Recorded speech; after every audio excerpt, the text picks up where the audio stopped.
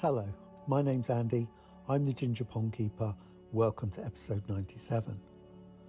I'll start by explaining why there's been a longer than usual gap between episodes. As you may know, especially if you watched an episode I uploaded in February 22, I suffer from spells of depression and an anxiety disorder. For the last 3 months I've experienced a worse than usual spell, which has meant I've done much of nothing really, especially for the last 8 weeks or so, and this has obviously hit YouTubing as well. However, just prior to becoming significantly unwell at the end of March, I'd edited together a video showing some progress in and around my pond, although not added any voiceover, special effects, etc. I'll start this episode proper therefore by working through that video and discussing its content, after which I'll just update where the pond is today. If you watched episode 95 and 96, you'll know I lost all of my adult fish to a probable otter attack, leaving only my rod fry remaining. I therefore had to both decide how to protect my garden from otters and how to restock my pond. To stop otters getting into the garden, I dug a trench beneath the fence and then laid some large reclaimed paving slabs into the trench and backfilled with earth. Under the gate, I buried a slab beneath ground and laid another on top. I also added some concrete to the earth under the gate to make it harder to dig. Behind the shed, where it was difficult to get to and to dig, I laid a shallow piece of slab and then other offcuts along the ground, giving an otter no chance of digging under and entering the garden. It's messy, but the fence needs a clean and repaint anyway, at which time I'll also paint the visible vertical slabs, which will also be hidden by the plants and grass I tend to add over the coming few months. With that done, I turned my thoughts to how I wanted to restock carp into the pond. My two choices were either to buy large carp of a similar size to the ones I lost, or buy some smaller ones. My decision was made by the following factors.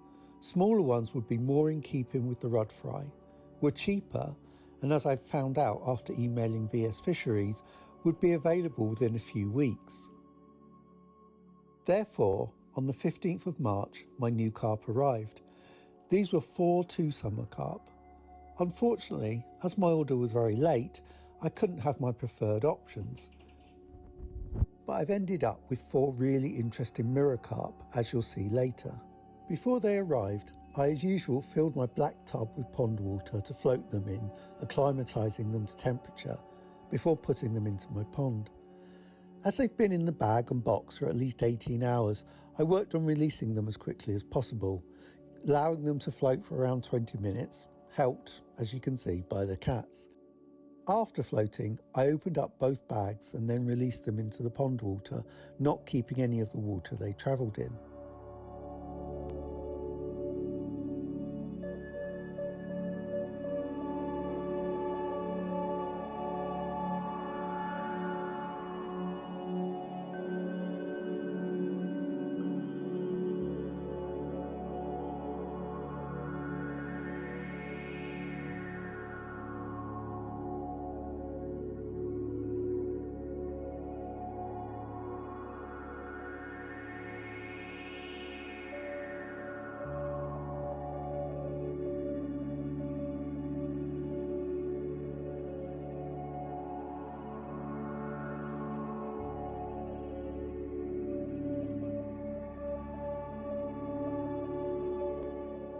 I next gave them a quick check over. As is usual, they have a few bumps, abrasions, lost scales and split fins, but in my experience with delivered carp, this usually heals up quite quickly. I did a quick measure of a couple of them, and they were both 37 centimetres, and the other 2 seemed of a similar size.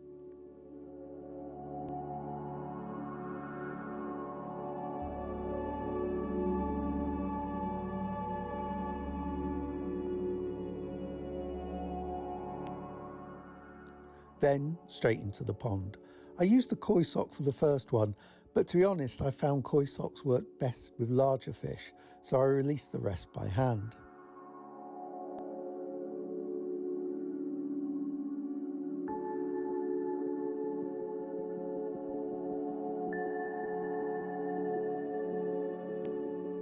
As you can see, they're headed. after a couple of false starts down to the bottom. What's noticeable here is that the rod fry are less than impressed by their sudden appearance and so shoal up closely together, darting away from them. Still, it gave me a chance to have a good look at the fry after the winter, and they seem to have done well, if anything looking a little bigger.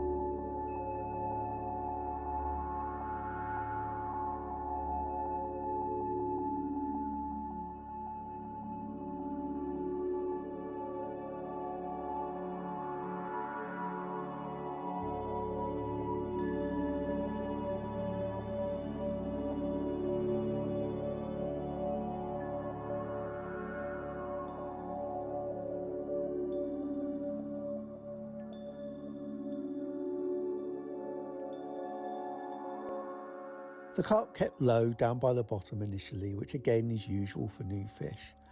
As you can see, I had a fair amount of alive and dying off algae in March. It's mostly gone now.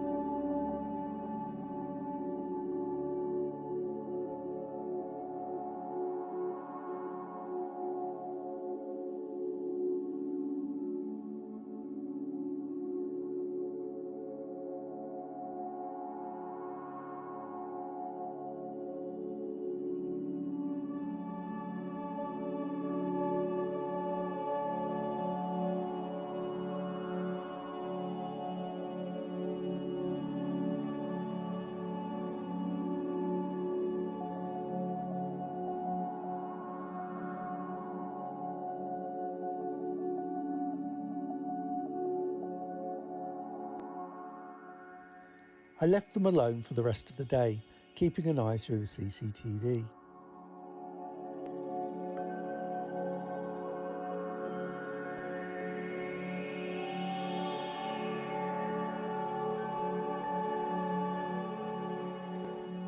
Now here, just under 2 weeks later, they're exploring the pond nicely, looking quite confident.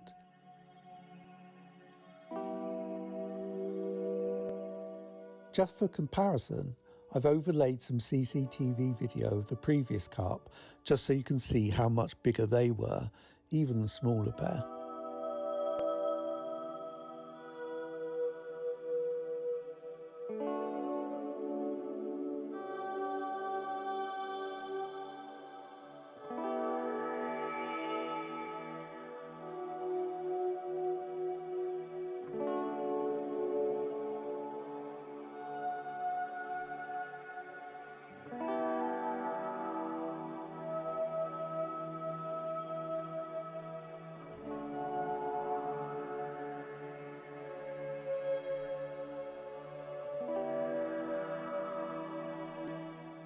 Now you might see, in the top right corner, a stick above the pond, which has got a GoPro attached, and it's the footage from this that I'll show next. Even though this was March, their appetite was super high, right from the first couple of weeks they were in the pond, and it was difficult to resist the urge to feed too much too soon. I tried to keep it to small amounts to give the biological filtration time to catch up after winter. As you can see, the carp have some really interesting scale patterns. There's one that's almost a leather, a fully scaled, a partial linear, and one that might be a full linear over time. At this size, we can't really be sure how both the scale pattern and body shape will develop as they grow, although it will be interesting to see. One side effect of me not feeding them as much as they wanted was that they appeared to both chase the rudd and really eat away at the lily baskets, although both seem to be in fairly good health and numbers in spite of this now.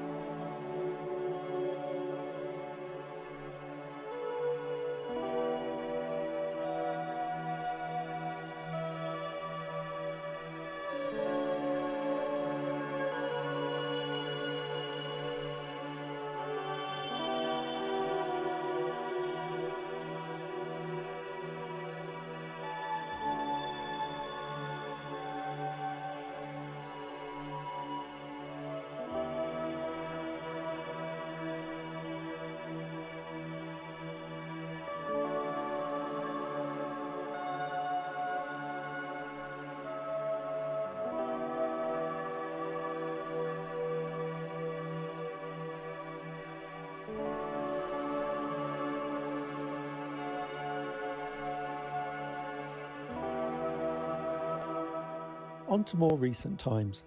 As you may know, my previous carp took 18 months of focused, repetitive feeding approaches to get them confident surface feeding with me by the pond.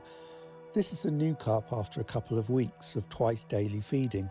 I think it's pretty good progress. I've been feeding fairly heavily and now almost twice as much as in previous summers. As a result, I decided to keep my bag of 50 litres of K1 Micro and slowly started adding it to the moving bed, which only had 40 litres in last summer.